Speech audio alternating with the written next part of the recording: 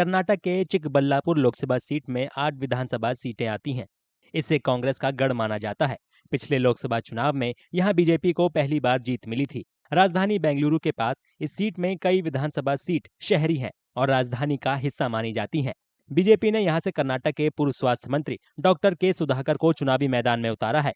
वे चिकबल्लापुर से 3 बार विधायक रहे हैं। कांग्रेस उम्मीदवार यूथ कांग्रेस के महासचिव रक्षा रमैया हैं। वे पूर्व मंत्री MR सीताराम के बेटे और शिक्षाविद MS रमैया के पोते हैं। डॉक्टर सुधाकर इसी समुदाय के हैं। SC वोटर 22% और अल्पसंख्यक वोटर 8.6% हैं। बलिजा समुदाय की आबादी 8% है।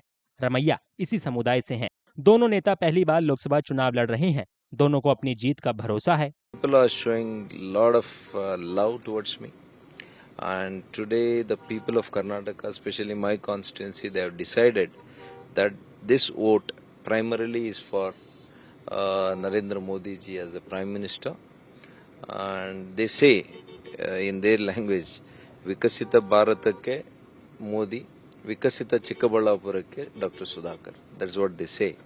So because in the last 15 years, representing them 3 times locally,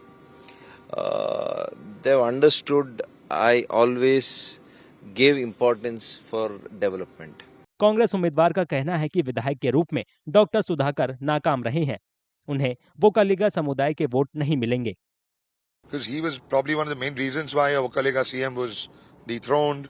He was one of the reasons why lot of Vokaligas in this region had a lot of police cases, atrocity cases. He basically didn't spare anyone. He went all out, and he went all out on a lot of people. And that eventually comes back. He targeted particular communities. He zoned them out.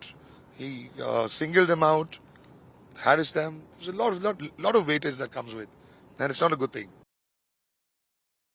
Bengaluru के पास होने के बावजूद लोगों को कई परेशानियों का सामना करना पड़ता है। खासकर गांव में पीने के पानी की कमी, बेरोजगारी और बुनियादी ढांचे की कमी मुख्य परेशानियां हैं। वोटरों का झुकाव अलग अलग था। कुछ ने प्रधानमंत्री मोदी के नेतृत्व का समर्थन किया, तो कुछ को राज्य में कांग्रेस सरकार की योजनाएं फायदेमंद दिख रही हैं। ಈ ಸಾರಿ ಖಂಡಿತವಾಗಿ NDA ನೇತೃತ್ವದ ಪಕ್ಷಗಳು ಜೈಬೇರಿ ಬಾರಿಸದ ಇಡೀ ದೇಶದಲ್ಲಿ ಅಂತ ನಾವಂತೂ ಭಾವಿಸ್ತೇವೆ.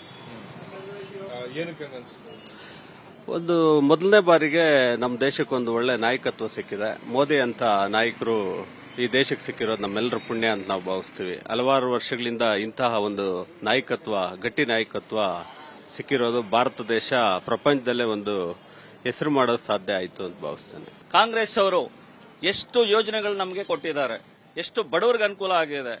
ಸೆಂಟ್ರಲ್ ಅಲ್ಲಿ ಒಂದು ತಗೊಳ್ಳಿ, ನಮ್ಮ ರಾಜ್ಯದಿಂದ ಎಷ್ಟೊಂದು ಪರ್ಸೆಂಟೇಜು ಟ್ಯಾಕ್ಸು ಸೆಂಟ್ರಲ್ಗೆ ಹೋಗುತ್ತೆ. ಎಲ್ಲ ಗುಜರಾತ್ ಮತ್ತೆ ಅಲ್ಲಿ ಉತ್ತರ ಇದರಲ್ಲೆಲ್ಲ ಹಾಕೊಂಡು ನಮ್ಮ ಕರ್ನಾಟಕಕ್ಕೆ ಏನ್ ಮಾಡಿದ್ದಾರೆ ಯೋಚನೆ ಮಾಡಿ। कर्नाटक में लोकसभा चुनाव 2 चरणों में होंगे। चिकबल्लापुर में 26 अप्रैल को वोटिंग होगी।